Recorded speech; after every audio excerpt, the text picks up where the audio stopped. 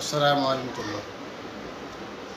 তাকবীরে তাশরিক আমরা আজকে জানবো। তাকবীর তাশরিক কখন পড়তে হয়, কতবার পড়তে হয়, কোন সময় পড়তে হয়।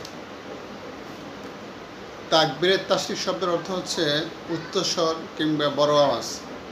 তাকবীর তাশরিকের পারিভাষিক অর্থ হচ্ছে, বিশিষ্ট ভাষাবিদ খলিল ইবনে আহমদ রহিমুল্লাহ বলেন, তাশরিক বলা হয় উচ্চস্বরে তাকবীর বলাকে। এই তাকবীর কখন থেকে শুরু হয়, তা কতদিন দিতে হবে, এ ব্যাপারে হেদায় গ্রন্থকার উল্লেখ করেছেন।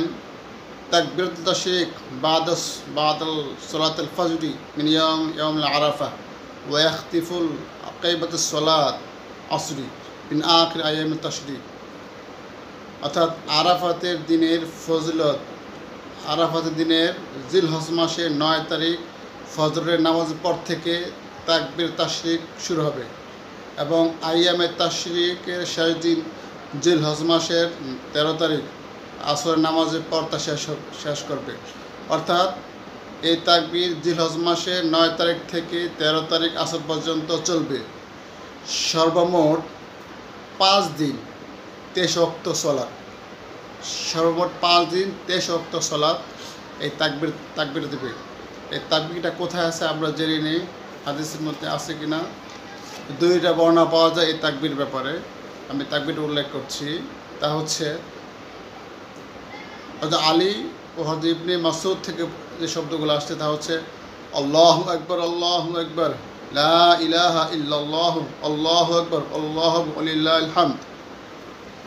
এই তাকবীরটি হাদিসে কোথাও আছে কিনা তা জানি, তা জানা যায়। তা হচ্ছে মুসান্নাফ ইবনে আবি শাইবা, হাদিস নং 5696 নম্বর হাদিস। এটা আছে মুসান্নাফে ইবনে আবি শাইবা, হাদিস নাম্বার 5696 থেকে 99 পর্যন্ত। সুনানে বাদায় সানার মধ্যে আসছে, প্রথম খণ্ড 548 পৃষ্ঠায়। আরেকটা তাকবীর পাওয়া যায়, এটা এইভাবে আল্লাহু আকবার, আল্লাহু আকবার, আল্লাহু আকবার, লা ইলাহা ইল্লাল্লাহ ওয়াল হামদু ইয়াউমাল কিয়ামাল হাবিবিল, আল্লাহু আকবার, আল্লাহু আকবার, লা ইলাহা ইল্লাল্লাহ, আল্লাহু আকবার, আল্লাহু ওয়ালিল্লাহিল হামদ। এখানে ওয়া শব্দ আসছে, আর বাকি শব্দগুলা আগের মতোই। এই তাকবীরটি আসছে মুসান্নাফ ইবনে আবি শাইবা, হাদিস নাম্বার 596 নম্বর হাদিস, 596 হাদিস সুনানে বাহিকের মধ্যে আসছে। এই তাকবীর কতবার বলবে? আমাদের হানাফি মাযহাবে এই তাকবীর একবার বলা সুন্নাত, একবার বলা সুন্নাত। তা ইমাম শাফি রহিমাহুল্লাহ ওনারা বলেন যে 3 বার, 5 বার, 7 বার বলা যাবে।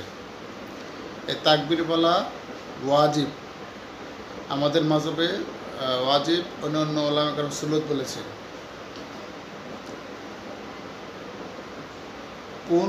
কোন সমস্ত ব্যক্তির উপর তাকবীর ওয়াজিব? প্রত্যেক ফরজ সালাতের পর কমপক্ষে একবার তাকবীর বলা ওয়াজিব।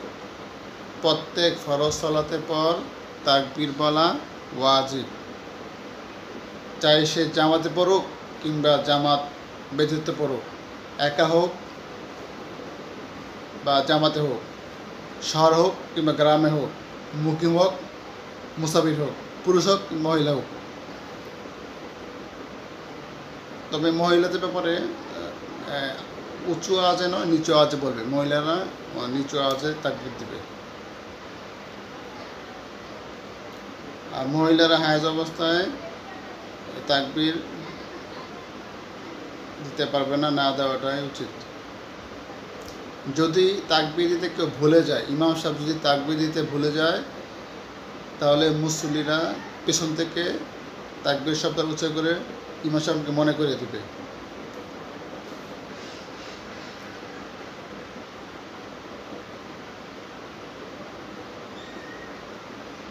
তাকবীর ব্যাপারে আর কিছু বর্ণনা পাওয়া যায়।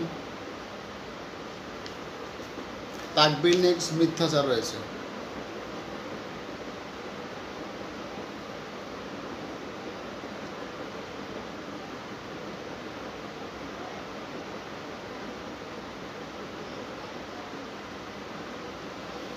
আমরা শুধু তাকবীর মনে করি যে ৯ তারিখ জিলহজ মাসে ৯ তারিখ থেকে আসলে জিলহজ মাসের শুরু থেকে তাকবীর পরে হাদিস পাওয়া যায়।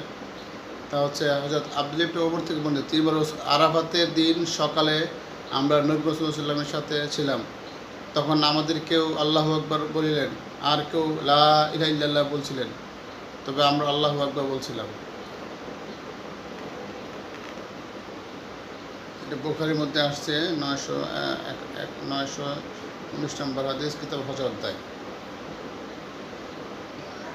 তাকবীর মূলত ঈদের দিন শুরু থেকেই জিলহজ মাসে ৯ তারিখ থেকে দেওয়া যায়। হাদিসের মধ্যে এরকম পাওয়া যায় যে বাজারে যখন সাহাবা এখন যে তখন উঁচু আওয়াজে তাকবীর বলতেন, শুরু থেকে তাকবীর বলতেন, এরকম বর্ণনা পাওয়া যায়। আল্লাহ তাআলা আমাদেরকে এই তাকবীর দেওয়ার তৌফিক দান করুক। ওয়া মা তৌফিক ইল্লা বিল্লাহ।